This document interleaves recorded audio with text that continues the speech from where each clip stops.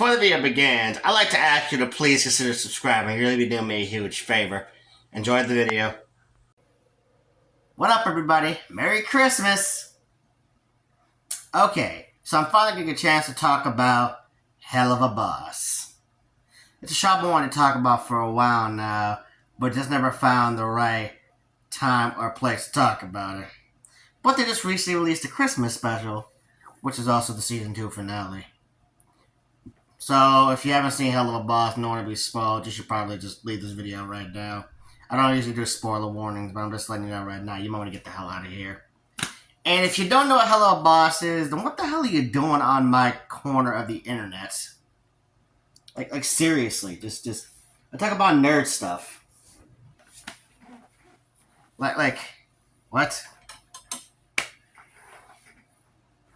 Anyway, let's begin the review. The episode opens to Stalis covered in horses. Because apparently Blitz is obsessed with horses. Did not realize this, but okay. No, seriously, we didn't see any of the scrapping department last time, but whatever, I'm gonna let that go. Anyway, he makes Stalis a breakfast. But Stalis doesn't really want to eat any of it because he's not used to eating poor people food, I guess. I mean, it wouldn't make sense that he have a specifically designed diet catered just for him. Anyway, after the breakfast faux pas, it was at that moment that Stalis realizes he has a daughter. He should probably call his daughter. Yeah, he calls her, but naturally, because his ex-wife is a bitch, she takes the phone. She takes the phone from him, and then laughs about the fact that Stalis wants to talk to his daughter. Which is kind of fucked up, man. I mean, there's lots of dads out here that want to talk to their kids, but can't because of women like this. Blitz then takes Stalis on a shopping spree. They go through a farmer's market, a grocery store, a laundromat, and to a diner where they spit in his food. If that happened to me, I'd probably be throwing hands like this too, not gonna lie. Throughout this montage, Stalis is still stressing about his daughter, with Blitz trying his hardest to keep him happy. We also see this little fashion montage of Stalis trying on different outfits. Alright, Stalis, kill it, kill it, kill it!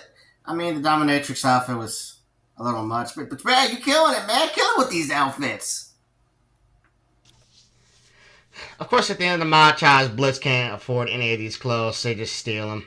What Stalis commenting is how poor people act when they have no money, and Blitz saying, this is how I act. To what? Now the cheering up seems to be working, though, as Stalis is still depressed as hell about everything, which makes sense. I mean, that was a lot of shit he went through. Anyway, the title episode. Blitz then comes in and introduces the episode's concept, Sinsmas, which is a holiday for demons that apparently creation don't know about, where they celebrate whatever particular ring of hell they're born into. Like, if you're born in the Wrath Ring, naturally you get angry and violent. If you're born in the Greed Ring, obviously, you know what Shay. And if you're born in the Lust Ring, I'm gonna let you figure that one out. Blitz then takes Stalis to work because naturally he gonna need some money. Also, it really took him a whole month to figure out that he's poor. Now you know how most Americans feel. Seriously, that's a mood. You're probably sitting there wondering, why are you smiling at that and laughing? Because it's going to keep me from crying at how depressing that is. Anyway, Stalis then immediately gets to work answering the phone through tears. Where the IMP gang get a call from a client who wants them to go up and go kill her husband who left her for another man because she doesn't want their kids to grow up around filth. Of course she's bigoted. She's probably racist too. Again, I don't know why I'm laughing at that. Bro, she's so thick, but she's such a bigot. Why would you do this? The IMP crew take on the job, albeit very reluctantly, because even by their standards, she's a total twat. We then cut to Via, wandering around her mother's palace, depressed over the fact that she can't talk to her dad. Ah, poor girl, she's really going through it. And of course Stella and Adrophus are still laughing at the fact that Stalis wants to talk to his daughter. Assholes. After going through her father's old stuff and singing a really heart-wrenching song about the current situation, which I'm not going to play here because these bastards are not copyright striking me, she then discovers her father's antidepressants. Which, yeah. I mean, I feel like even if he was attracted to Stella, he probably still need happy pills just to put up with her crazy ass for 18 years. We then cut back to Stylus, who's at the IMP office going through it over the fact that he can't get in contact with his daughter. Now, helping the fact that the bigot is also a Karen. God, I know how this feels, man. I work customer service. Just be like, God damn, you stop being so entitled? You think because you think you can act like this? Stylus just goes caution away and says, fuck it. I don't care what happens to me. I'm about to go see my daughter. And the IMP gang arrives on Earth where they're confused by the concept of Christmas. They really don't know what Christmas is. Whatever. And then something interesting happens. They find the ex-husband with his new husband enjoying Christmas together. Moxie almost immediately voices his protest. He does not want to do this. Blitz honestly doesn't really want to do this either. Luna doesn't really want to do this, but is willing to get the job done. Ultimately, Blitz sees himself and Stylus and the couple, which is kind of a wholesome moment. And in the end, they ultimately decide, this isn't worth it, let's go home. And this right here is probably one of my favorite moments in Helluva Boss. Because the imps actually show mercy. Obviously we know Moxie isn't going to be willing to do something like this. He does not like taking out innocent people. It's like, just because we're demons doesn't make us monsters, Moxie isn't against killing, he just doesn't want to kill someone that is innocent. Because that family really didn't look like they were doing anything wrong, other than living. And Blitz actually saw himself in that family, too, which is interesting to me. I don't know, it's kind of a nice moment, Blitz really was just like, that could be us, Stylus. That could be us. Luna was ready. Luna was ready, if not a little hesitant. Yeah, Millie was definitely ready, though. And again, it just shows the character development that they've gone through, because normally they'd be ready to pounce on something like this, with the exception of Moxie. But yeah, no, man. It's kind of funny to me, too, because we just saw Blitz unalive that weird anime chick. What was her name? Emberline. Just because the client was mad at her for shipping two characters that she didn't want to ship. Because anime fans are just that toxic. No, seriously. If you're not shipping no, seriously, some anime fans are like, if you're not shipping my ship, then fuck off. But I digress from my point. It's just a nice moment where Blitz is just like, nah, this ain't worth the money. I feel like every assassin character has that moment where it's just like, I can't accept it. I can't do this job, man. Nah, this kind of fucked up. I ain't doing that. So yeah, it's just nice to finally see where the line is when it comes to their profession. They get back, discover Stylus is gone. They're tired of the Karen at this point, so they throw her ass out the window. And that proves just because you're thick doesn't mean people are going to let you get away with stuff. Anyway, Octavia arrives to give her dad his happy pills, only to discover that he's gone. We then cut back to Stylus' former residence, which has been incified by Androphysis, Elsa looking ass. He confronts Androphis, demanding to see his daughter. Androphis is basically like, fuck you. So what does Stallus do next? Hit him with a left. Hit him with a right. Two-piece combo, no biscuit. Whoop his ass, Stallus, whoop his ass. Right, Stallus was getting his ass for a hot minute, but of course, because Androphis is a bitch-ass nigga, of course he has to use his Sub-Zero powers. Of course, the IMP crew has to show up to help Stallus. Androphis uses his ice powers to hold Stallus up. I don't think that's how ice works, but whatever. Anyway, the IMP crew are doing their best to get Stallus, but because they are fighting somebody who's one step below a sand, it's easier said than done. And that's when Luna decides she wants to randomly get a new form. So can all Hellhounds do this, or is this something exclusive to her? You know there are people that have already drawn fan art of Luna in that new form. And by fan art, I mean corn. And for that innocent and these subtexts, there's a place to see with a P. And then Androphis encases Stallus in this admittedly pretty badass looking ice dragon. Seriously, how are you doing this? Anyway, Millie finds a weapon stash, gives Moxie his sword, and he has a pretty badass looking bow. Seriously, I needed this wallpaper.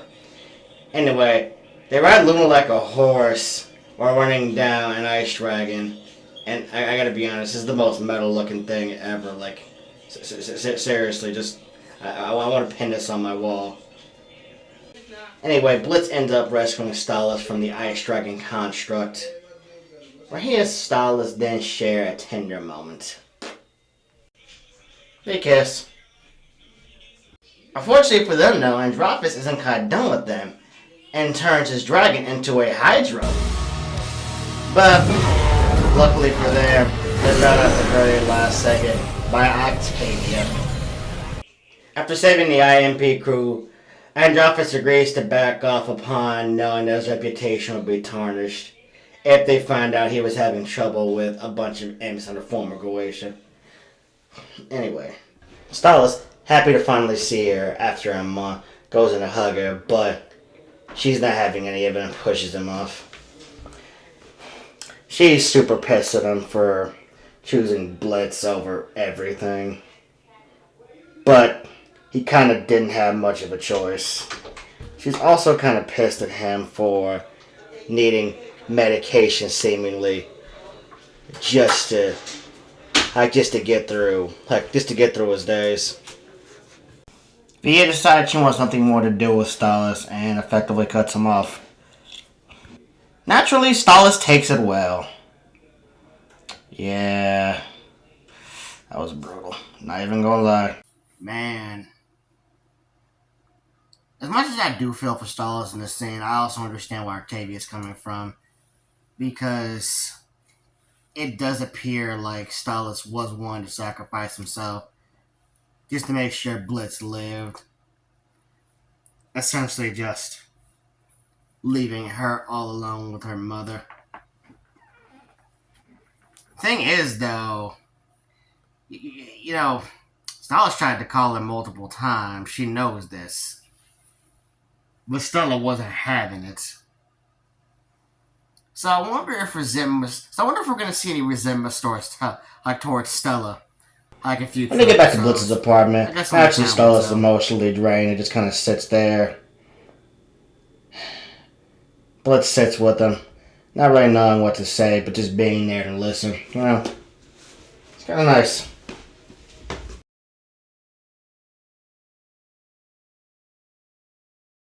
They have a Christmas party. Luna invites her friends over. Did not know Luna had friends. Yeah, Moxie makes some cookies. Stallus lets him know, you don't have to address me as Prince anymore. Blitz does whatever the hell that just was. And then we cut to Millie being pregnant? Damn it, Moxie, you gotta wrap it up! You know, if I hadn't misspoke by the comment section, I think I might have legitimately been caught off guard by Millie being pregnant. And, you know, another creator by the name of Classman D brought up a good point. about Millie being pregnant and the fact that she might be thinking about getting rid of it. Heck, because her and Moxie have only been married for about a year. They still live in a tiny apartment. They still are having a hard time making ends meet. Might not be a good time for a child right now, so we might be seeing a Helluva Boss abortion episode in the future. I mean, it's hell. How hard could it be to get an abortion? It's like they live in America. And yes, I just went there. And if you don't find that joke very funny, what are you doing here? You should know where I stand by now. Look at me.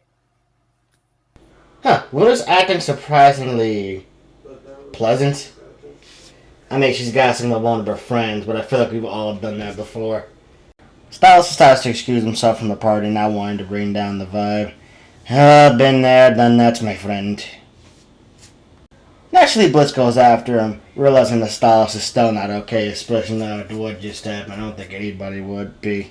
I do not want to meet the man that is. Blitz and Styles talk about the events a little bit more on the fire escape.